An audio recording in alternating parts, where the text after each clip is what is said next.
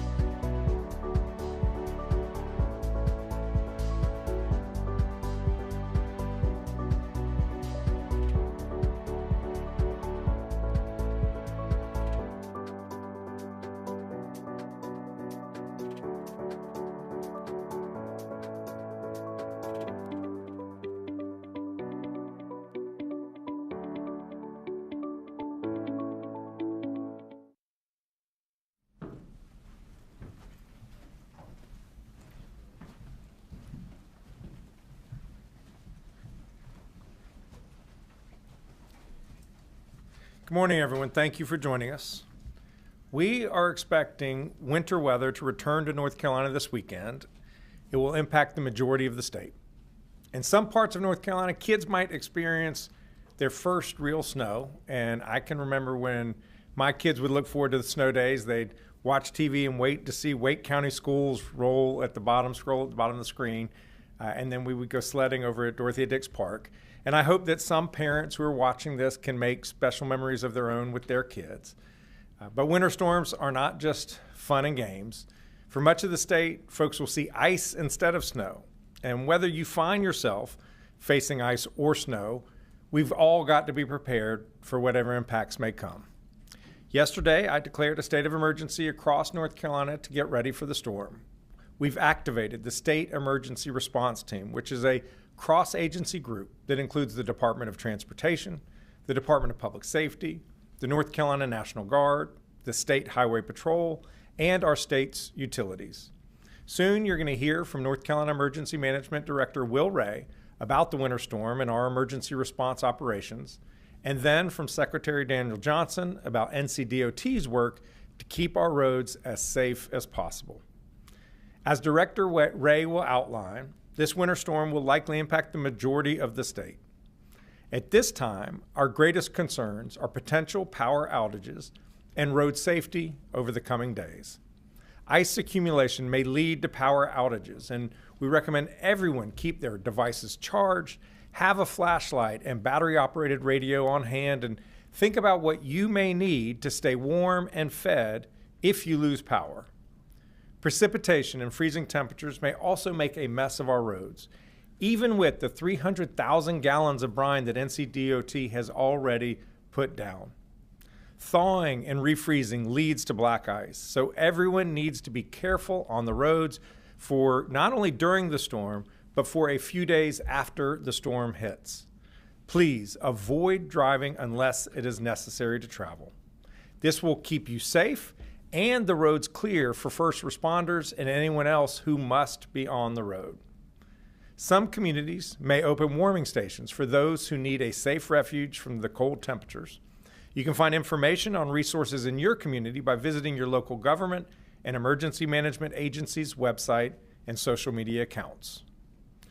This morning, in addition to Director Ray and Secretary of Transportation Johnson, I'm also joined by Secretary of Public Safety Jeff Smythe, Major General Todd Hunt of the North Carolina National Guard, and the commander of the State Highway Patrol, Colonel Freddie Johnson.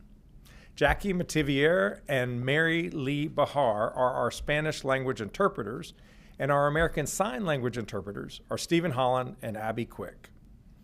As we stand here now, emergency management officials, Department of Transportation crews, State Highway Patrol troopers, and the National Guard are hard at work preparing for the winter weather, brining the roads, pre-positioning resources, clearing abandoned cars from the shoulders of our highways, and working closely with local governments across the state to coordinate assistance quickly.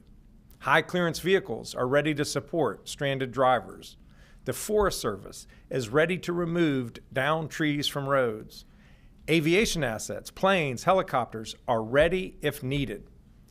During winter weather, just like in any severe weather situation in our state, our number one priority is to keep people safe. So we recommend that you take the following actions to navigate this winter weather event. First of all, stay informed. Make sure you're following your local media, the National Weather Service, and your local emergency management agency. Second, get prepared.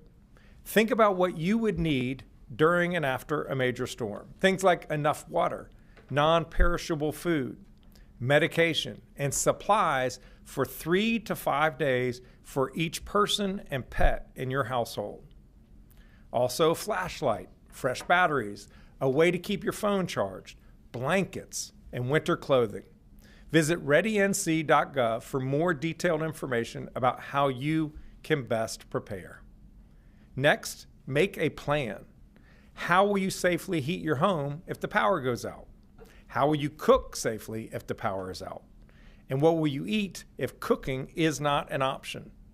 Where will you go if you cannot stay at home? Finally, let me repeat this. Starting Saturday, please do everything you can to stay off the roads. Unless you're a first responder or essential personnel, please don't drive unless you have to drive. Fortunately, we have 2 days to make sure that we have everything we need to ride out this storm. Don't wait until it's too late. And as you're getting ready, don't forget to check on your loved ones and neighbors and anyone who might be especially vulnerable, including the elderly. None of us can control what this storm will ultimately look like, but each of us can get prepared. Be ready to stay home for a few days, potentially without power, and know that we are taking this storm seriously and we will do everything we can to keep you safe. Thank you. I'll now invite forward and turn it over to Director Ray. Thank you, Governor, and good morning, everyone. I want to begin this morning with the forecast as we have it currently, and then provide an overview of our operational posture. As the Governor said, while there are still 2 days before this winter storm impacts North Carolina, confidence in the forecast continues to increase that this will be a significant event covering most of the state. Winter storm watches have been issued for most of the state, with impacts from this storm expected to last into early next week. The most impactful precipitation remains over the weekend, where a wintry mix is forecast across much of the state. Light precipitation is forecast to begin early on Saturday, spreading from west to east. The primary precipitation types include some snow, sleet, and accumulating freezing rain, with the best chances of any accumulating snow being in our northern counties. Our partners at the Weather Prediction Center have placed a probability of 60 to 90% for much of the state to experience moderate impacts. These impacts include hazardous driving conditions, especially on bridges and overpasses, damage to tree limbs from ice accumulation, and power outages that have the potential to be long-lasting. Portions of the state may experience major impacts, especially in the southwestern North Carolina, which can include considerable disruptions to daily life, with dangerous and often impassable driving conditions, as well as widespread power outages and damage to trees. As a reminder, ice accumulations of around a ½ inch of ice or more can cause an increase in downed trees or impact power lines and lead to an increase in power outages, as well as to hazardous travel conditions.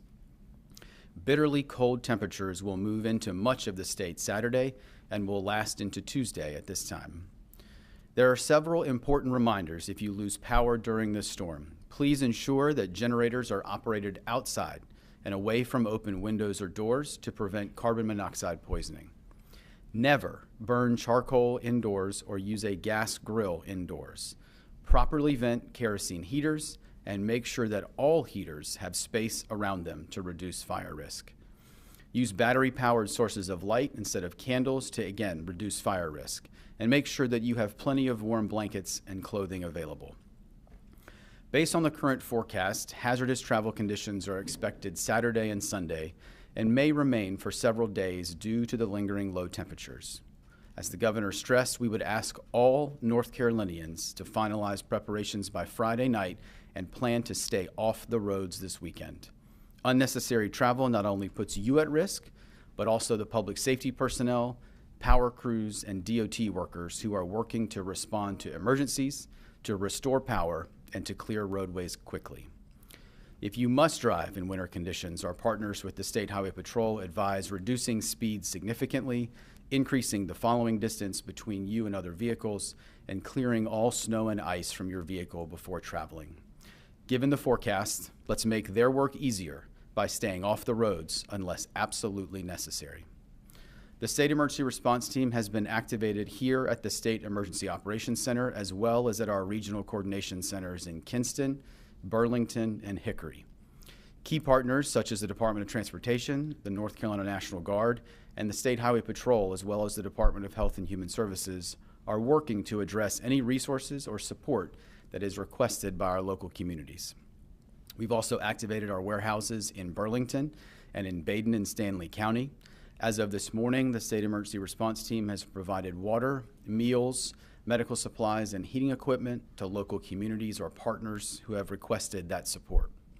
We're mobilizing elements of the North Carolina National Guard over the course of today and tomorrow to be able to assist with stranded motorists, assisting first responders with their emergency response, roadway clearance, and commodity distribution. Additionally, we are placing aviation assets from the North Carolina National Guard and the State Highway Patrol on standby for any rescue or movement of critical resources and personnel into impacted communities as this storm moves out of the state later this weekend and as conditions allow.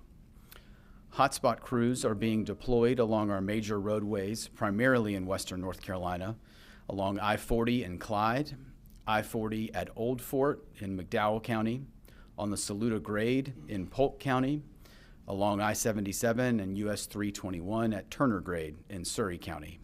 As a reminder, these are combination teams of the NCDOT and North Carolina National Guard to ensure safe movement and address stranded vehicles from along our major roadways. These teams will be moved around those impacted areas as needed. The North Carolina Forest Service from the Department of Agriculture will be activating personnel and equipment to assist communities with tree removal from roadways as necessary to ensure both public safety access and general support to those communities. Strategic communications personnel and equipment are being positioned to assist with ensuring communication pathways are sustained and quickly restored if impacted. Our partners at the North Carolina Office of Emergency Medical Services are monitoring the needs of our healthcare community across the state, particularly our licensed care facilities and hospitals, to quickly address any needs impacting patients. We will continue to work with the entire State Emergency Response Team, our local and state governments, the private sector, and our nonprofit and volunteer partners as the forecast continues to evolve to ensure we can support the 11 million North Carolinians. As we go into the weekend, it is imperative that, again, all North Carolinians are prepared with a personal preparedness kit of food, water, flashlights, batteries, and a plan to stay warm if you lose power. For preparedness information and checklists, as the governor said, please visit readync.gov. Finally, please check on your friends, your family members, and your neighbors, or those in your community who may need additional support this weekend. We are stronger and more resilient together. Thank you, Governor. Thank you, Governor and Director Ray. North Carolina Department of Transportation has been preparing for this storm all week. Our crews and contractors have been busy over the past several days, pre-treating roads, preparing their equipment, and rebolstering our supplies of salt. As noted before, the latest forecasts show a widespread event that's likely to spread ice throughout the state of North Carolina. And an event that has the potential to impact all roads in North Carolina. Some locations could see winter weather like they haven't seen in years. For these reasons, this storm has our full attention. We have more than 2,100 specially trained employees available to respond to the storm. More than 1,100 of those employees have already been hard at work pre-treating the roads. They've pre-treated thousands of miles of roads with over 300,000 gallons of brine. We also have 1,250 dump trucks that can be fitted to clear snow and ice. We've got 913 contract trucks that are prepared and 217 motor graders on standby. We are staging some of that equipment in areas that are known trouble spots during the winter storm. And we have more than 150,000 tons of salt to treat roads and are actively securing additional salt to replenish supplies throughout the storm. If the current forecast holds, road conditions will deteriorate quickly as the storm moves through the state Saturday and into Sunday. Our crews are prepared to work around the clock in shifts to plow and treat snow and ice until the state-maintained roads are cleared. This includes our teams that will work to remove fallen trees and debris from roadways and work with our utility partners in instances that involve downed power lines. Their efforts will be invaluable in restoring connectivity if ice is a major component of this storm, which is expected at this time. As always, our first priorities are the major interstates, followed by 4-lane highways, state and U.S. routes, and then secondary roads. We also have a support system in place so staff from less impacted regions can shift resources throughout the state where needed. We always work with our partners in the State Highway Patrol and the North Carolina National Guard as well. As noted before, this storm could be significant, followed by a prolonged period of cold, which means the roads could stay icy for the days ahead. We ask the public for your cooperation and your patience. Our crews will work hard to get your roads cleared as soon as possible. We urge people to get prepared now for what's shaping up to be a very cold period in store for our state. Please don't try to drive once the storm hits unless it's necessary. Cars and ice simply do not mix. This will keep you safe and give our crews and emergency responders the space they need to do their jobs. Once conditions start to improve, please check drivenc.gov to get the latest travel information. Please protect yourselves, your families, and everyone responding to this storm by being patient and playing it safe. Thank you, Governor. Secretary Johnson from the Department of Transportation. At this point, we're happy to take questions from folks in the audience, and if you would just go to the microphones and identify yourselves, and we'll go from there.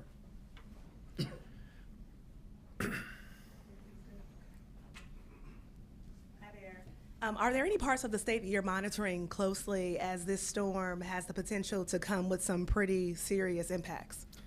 The weather models indicate that the storm is going to hit the vast majority of the state in one way or another. The greatest likelihood of a lot of snow is in the far southwest, Transylvania County area. And really it's only the far east where there may not be freezing rain or sleet or snow, but pretty much all of the rest of us need to be on alert.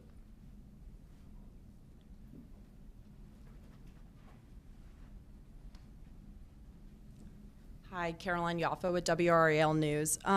What authority does the state have right now if utilities or private contractors fail to restore service quickly, and are you prepared to use it? I am very confident in the leading utility, Duke Energy, as well as all the electric co-ops and electricities, that they are taking this storm very seriously, and they are bringing in assets from other states that are not as threatened as North Carolina is. And so they are taking it extremely seriously, and we look forward to working with them, clearing the roadways so they can quickly get where they need to go to ensure that people's power is restored as soon as possible. Thank you.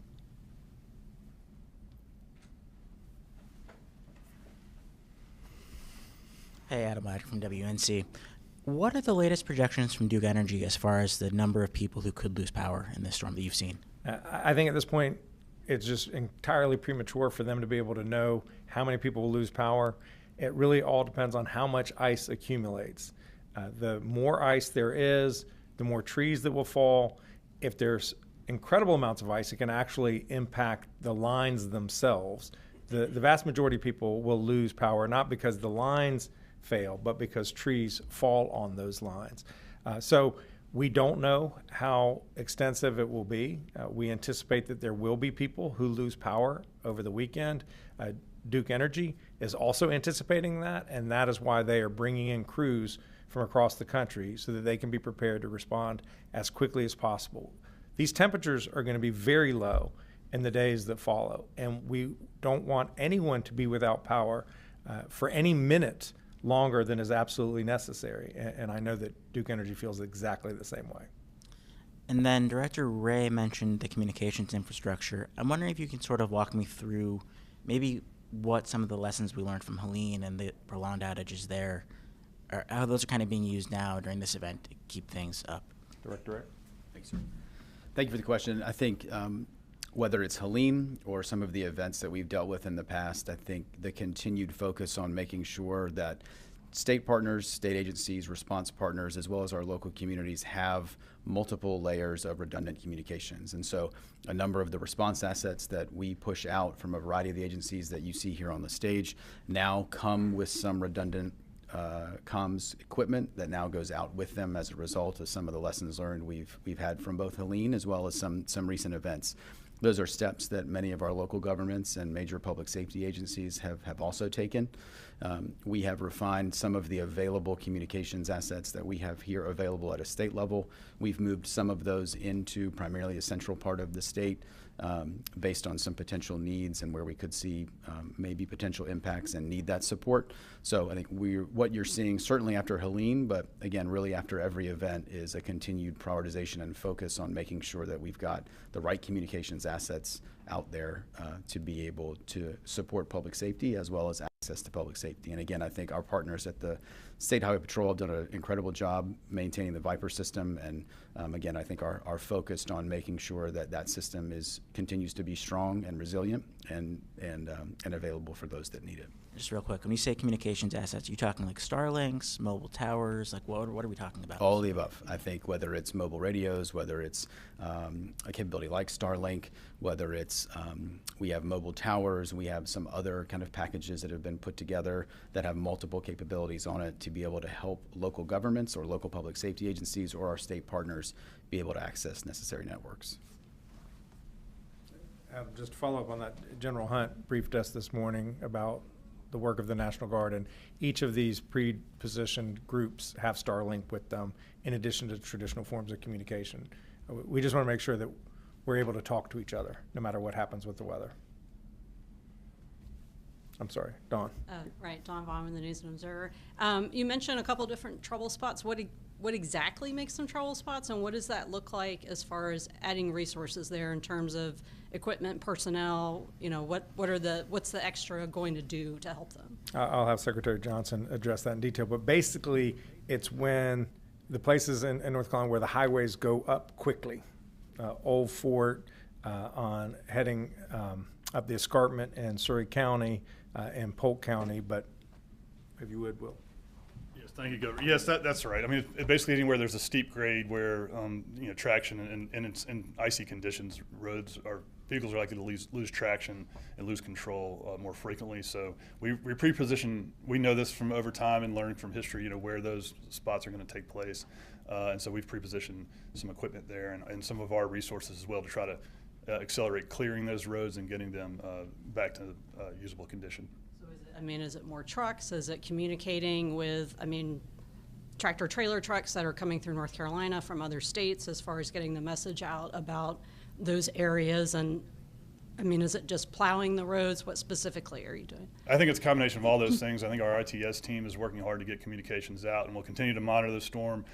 As it's not completely predictable exactly where it will hit, but we can push those messages out both to the trucking community and the traveling public on where those hotspots are. Obviously, we're encouraging everyone in the commercial community and in, just the general public that might be traveling to stay off the roads once this storm hits on Saturday.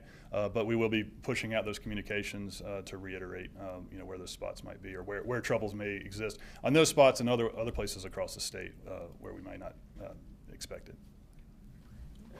Actually, Colonel Johnson, I'll have you come forward if you would. Tell me what because you have troopers in those locations too. What do your troopers experience sometimes in these hotspot locations? So thank you, Governor. And to add to that, so we have a very strong partnership with the Department of Transportation and our National Guard partners. They'll put heavy vehicles out there to help get these vehicles cleared out of the road if they get stuck, get them out of that area. But what we see is like he said, the vehicles, we have a high concentration of crashes in these areas due to the grade. And then to go further to answer your point, we also communicate. We have a very strong partnership with the North Carolina Trucking Association, and we've messaged with them where these hot spots are as well, so they can alert all these companies. North Carolina is part of a mega transport region, so we have a lot of that traffic in North Carolina. So we partner with them, they notify their federal partners, so everybody gets alerted of what's going on through this area. But we have troopers staged specifically with our Department of Transportation partners and these National Guard units that's going to be there helping us. To answer your question. Thank you, sir. Yes, sir. Hello, Mary Helen with Axios Raleigh. I have a couple questions about the roads too. Are you grateful this storm is arriving on a weekend so you don't have like the 9 to 5 commute to worry about? And when it comes to asking people to stay off the roads, are y'all like calling companies and stuff? Like, are you asking like the Amazons, the delivery drivers of the world to stop this weekend, or are you just relying on them to make those decisions? Great question. There's no question that the fact that it looks like the storm is going to hit over the weekend, it's good because a lot fewer people travel during the weekends than they do during the weekdays. So that's to the good. It does raise risks on Monday, Tuesday, and Wednesday with the black ice that will be on the highways. The temperatures are going to get well below freezing every night, Saturday, Sunday, Monday, Tuesday. And that will lead to whatever slush that melted over the course of the previous day to turn into ice that night. And that's obviously incredibly problematic for traveling. We have not been calling the private delivery companies and generally leave it to their own good judgment. I don't know if Will or Dan, you want to offer anything on that? Okay, thank you. Governor, with the Glenn Wright with Progressive News, with the Walk for Peace transiting through North Carolina, have you given them any warnings or expressed concerns to them, or are you just leaving it to them to make their decisions? We are certainly aware of their coming, and we really regret for their sake and the general public's sake. I know people were really excited to welcome them to Raleigh. So we're aware of them. We're in touch with them. At this point, we're not telling them what they should be doing. Again, sort of like with the delivery companies, we leave everyone to make their own judgment as to what makes the most sense for them. And I will ask my colleagues if they have anything else to add. Nope. Thank you. Thank you. Yes, sir.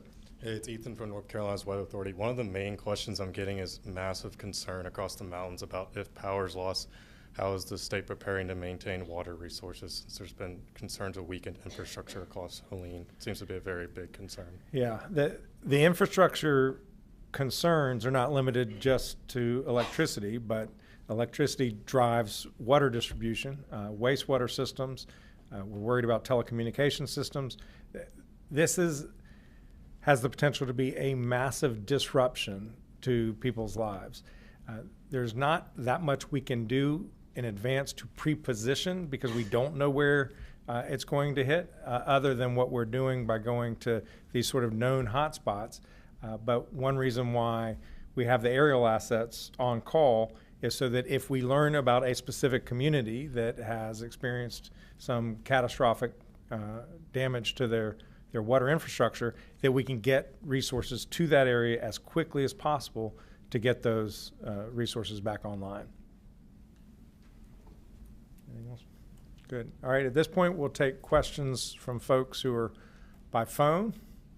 If you could, just identify your interest in making a question, and you will be called upon. And again, it would be helpful if you identified your name and your media outlet. Felicia Gomez. Thank you so much. Thank you so much. Hi, Governor. Thanks so much for taking our questions. Forgive me if this has already been answered, but the I-40 heading through the Pigeon River Gorge, heading into Tennessee, tends to be a major problem area in previous storms. Is there anything in particular that's happening there this time around? Will that road be open over the weekend? And anything else that people should know if they're heading that way? That was a topic. Thank you for your question, Felicia. That was a topic during our morning briefing. Colonel Johnson has been in close communication with the Tennessee Highway Patrol, and it's something we're keeping a close eye on at this point. The highway has not been closed at this moment, but we will keep an eye on it. Next question. All right. Thank you all so much for being here.